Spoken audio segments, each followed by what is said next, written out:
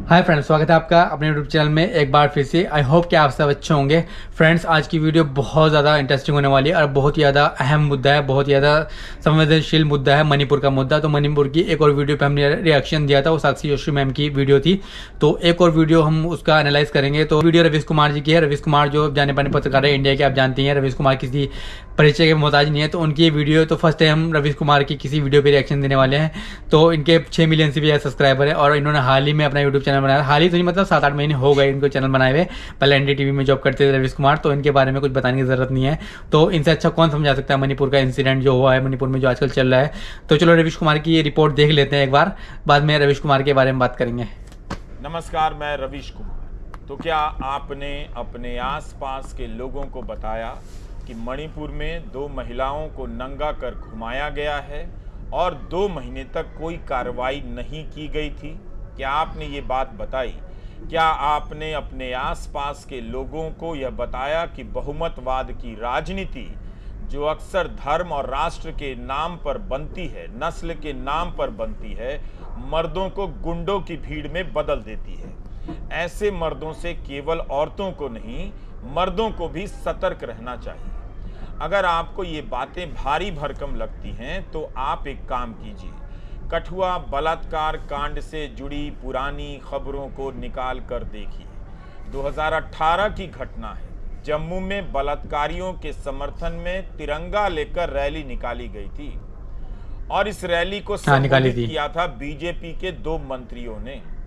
उस वक्त जम्मू कश्मीर एक राज्य था और बीजेपी और महबूबा मुफ्ती की पार्टी पीडीपी की साझा सरकार थी, उसी में ये 2 मंत्री थे। इसी तरह बीजेपी के एक सांसद ने अलीमुद्दीन अंसारी के हत्यारों का माला पहनाकर स्वागत किया था। धर्म और राष्ट्रवाद के नाम पर मर्दों की भीड़ अपने लिए बहुत छूट हासिल कर लेती है। यही बहुमतवाद है। जो भी मर्द बहुमतवाद की बात करता है उससे सतर्क रहा कीजिएगा, वह कभी भी हिंसक हो सकता है। हमारे समाज में बहुमतवादी मर्द भर गए हैं। इनके खतरों से समाज को सावधान करते रहिए। जो भी जहां भी मिले उसे बताते रहिए कि जिस दिन प्रधानमंत्री नरेंद्र मोदी ने मणिपुर की इस घटना पर बोलने का धर्म निभाया था, उसी दिन बीजेपी के सांसद बृजभूषण शरण सिंह को जमानत मिली थी और उसी दिन बलात्कार और हत्या के मामले में सजा काट रहे राम रहीम को 30 दिनों के लिए पैरोल पर छोड़ दिया गया। अभी जनवरी में ही 40 दिनों के लिए पैरोल पर राम रहीम को छोड़ा गया था। उसके पहले अक्टूबर 2022 में 40 दिन के लिए पैरोल पर छोड़ा गया। उम्मीद है आप औरतें और औरतों के प्रति संवेदनशील मर्द सबको ये बातें बता रहे होंगे कि ऐसा हुआ है। अगर आपको समय नहीं मिलता है तो एक काम कीजिए, हाउसिंग सोसाइटी के अंकिलों को पकड़ लीजिए, वहीं गेट पर मिल जाते हैं। उनसे कहिए कि कश्मीर फाइल्स की तरह इसका भी अपने व्हाट्सएप ग्रुप में प्रचार करें कि शानदार काम हुआ है, राम रहीम को पैरोल पर छोड़ दिया गया है। बताइए कि 2.5 साल पहले सजा सुनाई गई थी और 2.5 साल में ही राम रहीम को 7वीं बार पैरोल पर छोड़ा गया है। 2017 में 7वीं बार पैसे कमाया भाई। राम रहीम को 2 महिला सहकर्मियों के साथ बलात्कार के मामले में और हत्या के एक अन्य मामले में उम्र कैद की सजा सुनाई थी। आप इसके बारे में सर्च करेंगे तो पता चलेगा कि राजनीतिक रूप से यह आदमी कितना प्रभावशाली है। फिर आगे सब कुछ समझते चले जाएंगे। राम रहीम के खिलाफ केस लड़ने वाली बहादुर महिलाओं को आपने कभी सार्वजनिक रूप से नहीं देखा होगा, वो सामने नहीं आती होंगी। कायदे से उन्हें हीरो की तरह जीना चाहिए, मगर ये आदमी कितना बड़ा देवता है इसी से पता चलता है कि जब पंचकुला की अदालत ने इसे सजा सुनाई थी उस दिन भयंकर हिंसा हो गई थी। 250 से अधिक लोग घायल हो गए थे और 30 लोग मर गए थे। इसी साल मार्च महीने में डेरा सच्चा सौदा प्रमुख गुरमीत राम रहीम की पैरोल के खिलाफ पंजाब और हरियाणा हाईकोर्ट में दायर याचिका के जवाब में सरकार ने कहा था कि ये हार्डकोर क्रिमिनल नहीं है, सरकार ने हाईकोर्ट में जवाब देते हुए कहा कि हत्या के 2 अलग अलग मामलों में उसकी सजा को सीरियल किलिंग नहीं कहा जा सकता है। गुरमीत हमलावर नहीं था और उसने दोनों मामलों में वास्तविक हत्याओं को अंजाम नहीं दिया था। ये राम रहीम के समर्थन में, पक्ष में सरकार ने कोर्ट में कहा है। आपको याद है ना, नताशा नरवाल अपने पिता से नहीं मिल पाई। दिल्ली दंगों से जुड़े मामले में उन्हें बंद किया गया था। जब तक उसके पिता जिंदा थे और बहुत बीमार थे, नताशा नरवाल को पैरोल पर नहीं छोड़ा गया कि वे अपने पिता से मिल सके। उनके पिता इस दुनिया से चले गए। आप इसी केस में दिल्ली पुलिस का रिकॉर्ड देखिएगा, जमानत का विरोध वो किस तरह से करती रही है। मगर जब सांसद बृजभूषण शरण सिंह का मामला आया तो दिल्ली पुलिस ने कोर्ट से कहा कि ना तो वो जमानत का विरोध करती है, ना समर्थन करती है, अदालत के विवेक पर मामला छोड़ देती है, ये पुलिस ने कहा। अदालत के विवेक को दिल्ली पुलिस का इस मामले में शुक्रगुजार होना चाहिए। सिद्दीक कप्पन को 22 महीने तक जेल में रहना पड़ा, तब जाकर जमानत मिली। उमर खालिद को जेल में रहते हुए 1000 से भी ज्यादा दिन हो चुके हैं, जमानत नहीं मिली है। इस देश में बलात्कार के मामले में सजा काट रहे राम रहीम को कितनी बार पैरोल पर छोड़ा जाएगा? इससे बेहतर है राम रहीम को सजा मुक्ति दे दी जाए। और जिस तरह से बिल्किस बानो के साथ बलात्कार करने वाले, उसके रिश्तेदारों की हत्या करने वालों को समय से पहले रिहा किया गया और उनका स्वागत फूल मालाओं से किया गया, राम रहीम का स्वागत भी उसी तरह से किया जाए। बलात्कारियों को माला पहनाने वाले आपके ही समाज का हिस्सा हैं और उस राजनीतिक समाज का हिस्सा हैं जो धर्म और राष्ट्रवाद की राजनीति से बनता है।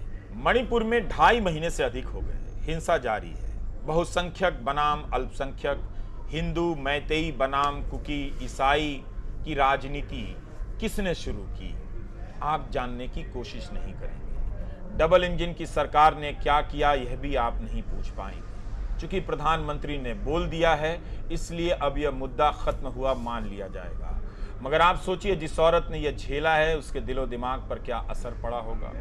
जिन औरतों ने इस वीडियो को देखा है उनके दिलो दिमाग पर क्या असर पड़ा होगा। जानने की बात एक और है, मैतेई समाज की औरतों ने जब यह वीडियो देखा होगा, उनके दिलो दिमाग पर क्या असर पड़ा होगा। क्या आप इस सवाल का जवाब जानते हैं? ठीक ठीक जानते हैं? क्या वे समर्थन कर सकती हैं? क्या किसी ने पता करने की कोशिश भी की है? इसलिए कहा कि इस घटना के बारे में लोगों को बताते रहिए, वरना मर्दों की भीड़ धर्म और राष्ट्रवाद के नाम पर किसी और को घेर लेगी। आपको याद है ना, इसी साल हरियाणा में नसीर और जुनैद को गोमांस की कथित तस्करी के आरोप में जीप की सीट से बांधकर जला दिया गया, मार दिया गया। ऐसे मर्दों से सावधान रहिए जो धर्म के नाम पर हथियार में बदल चुके हैं। यह लड़ाई एक दिन में जीती नहीं जाएगी, हर दिन लड़ना पड़ेगा और लड़ने के लिए बोलते रहना पड़ेगा। इसलिए कहा कि मणिपुर की उन महिलाओं के लिए लगातार बोलते रहिए, जिससे भी मिलिए उससे बोलते रहिए, बताते रहिए, इससे पहले कि इस घटना की खबरें मैनेज हो जाएं। हो सके तो बोलते रहिए, ये अपील आपके लिए ही मैंने लिखी है। भारत के दर्शकों और पाठकों, मुमकिन है आप में से बहुतों ने मणिपुर का वह वीडियो देख लिया होगा और बहुतों ने नहीं देखा होगा, जिसमें बहुत सारे मर्द किसी कुकी महिला को नंगा कर उसके अंगों को दबोच रहे हैं। मर्दों की भीड़ निर्वस्त्र कर दी गई औरतों को पकड़कर ले जा रही है।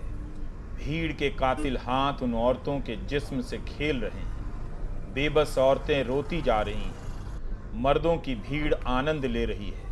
शालीनता के सामुदायिक नियमों के तहत सोशल मीडिया के साइट्स जल्दी ही इस वीडियो को हटा देंगे, लेकिन जो घटना है वो तो वास्तविक है। उसका ब्यौरा तो यही है जो लिखा है। हम जो नहीं जानते वह यह कि इस वीडियो के बाद उन औरतों के साथ क्या हुआ होगा। भीड़ उन्हें कहां लेकर जा रही थी और कहां से लेकर आ रही थी। उस वीडियो में आरंभ और अंत नहीं है, थोड़ा सा हिस्सा है, यह देखा नहीं गया। लेकिन कोई भी उस वीडियो से मुंह नहीं मोड़ सकता।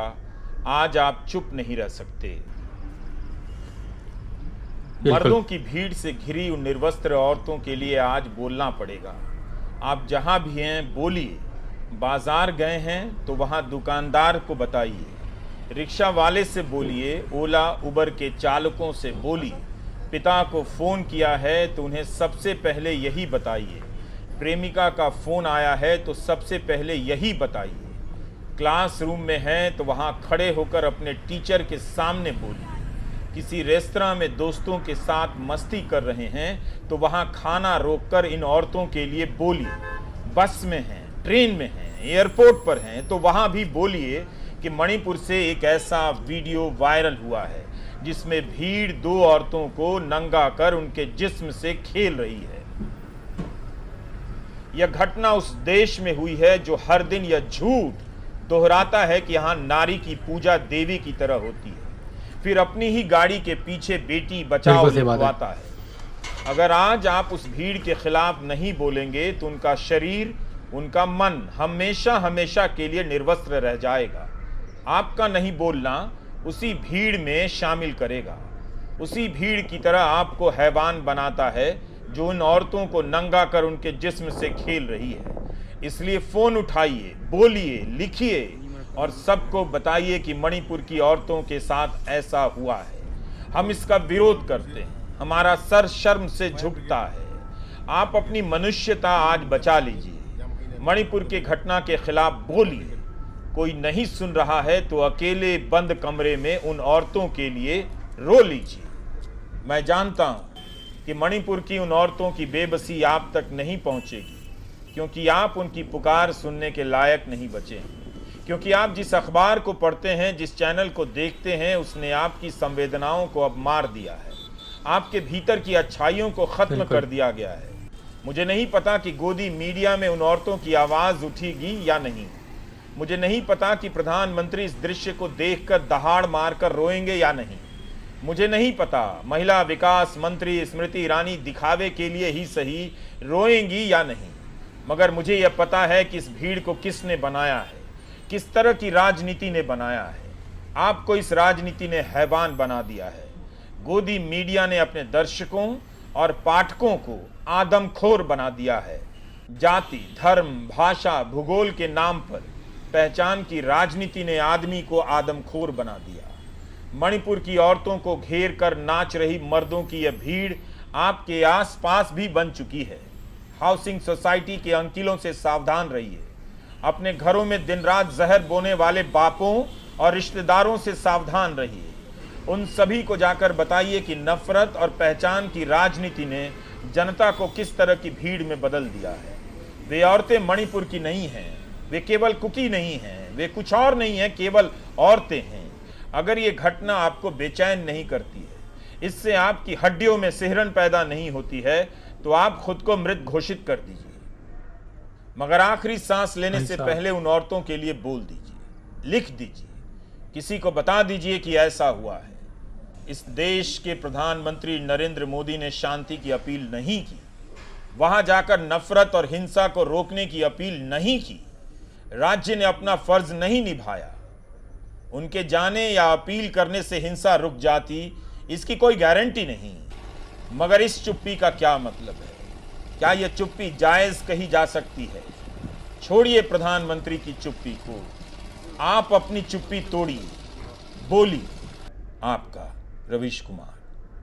औरतों को समझना होगा, महिलाओं और लड़कियों को देखना होगा कि धर्म और राष्ट्रवाद के नाम पर मर्दों की भीड़ गुंडों की भीड़ से ज्यादा नहीं होती। इस भीड़ में उनका कभी हित नहीं हो सकता है। यह महिलाओं को ही तय करना होगा। महिलाओं का साथ देने वाले मर्दों को तय करना है, लेकिन उससे पहले अपने आसपास के लोगों को बताते चलना है। उन लोगों को पहचानना है जो तरह तरह के तर्कों से इस घटना की प्रतिक्रियाओं को सीमित करना चाहते हैं। यह खेल समझ जाना आसान नहीं है, लेकिन औरतों के लिए इस देश में क्या ही आसान है। नमस्कार, मैं रवीश कुमार।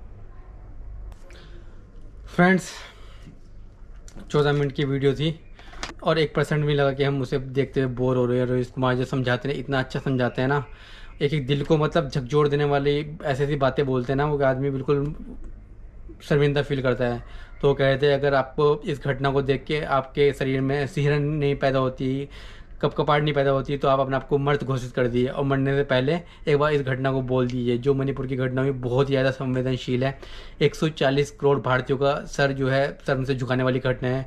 पूरे वर्ल्ड में ये न्यूज़ दिखाई जा रही है और 2 महीने पहले की घटना है। अब जाके ये वीडियो वायरल हुई है, तो अब जाके इस पर सब बोल रहे हैं। गोदी मीडिया ही बोल रहा और सब तरह की मीडिया अब इसके बारे में बोल रहे हैं। और उस भीड़ में से 2-3 लड़कों को पकड़ भी लिया गया जो उन लेडीज़ों के प्राइवेट पार्ट को टच कर रहे थे। एक 20 साल की लड़की थी और उसमें 40-50 साल की 2 लेडीज़ और भी थी शायद। तो उन किस तरह से एक का तो देखा है हमने, बिल्कुल साक्षी मैम के वीडियो में देखा था, तो किस तरह से उनके प्राइवेट पार्ट को वो टच कर रहे थे। तो हालांकि फ़ोटो ब्लर थी और जिस तरह से वो उन्होंने सिर्फ फ़ोटो ही दिखाई थी, वो भी बोलते हुए शर्मिंदा हो रही थी उस वीडियो को, उस फ़ोटो के बारे में। तो वो भी यही कह रहे थे कि अगर आपके पास ये वीडियो है तो उसको आगे वायरल ना करें, बस उसे वहीं रहने दें। पर यही रवीश कुमार कह रहे थे कि अगर आपको कुछ नहीं कर सकते तो इस घटना के बारे में बोलिए, सबको बताइए। घटना कितनी बड़ी घटना है, पूरे देश को शर्मसार करने वाली घटना है। और 2 महीने से वहाँ पे पूरी आगजनी, पूरे बहुत बुरा हाल हो रखा मणिपुर में और कोई सुध लेने वाला नहीं। जबकि वहाँ को गवर्नमेंट को वहाँ जाके इनिशिएटिव लेना चाहिए था। ऐसा कोई समस्या नहीं जिसका हल ना हो, वहाँ पे हल हो सकता था।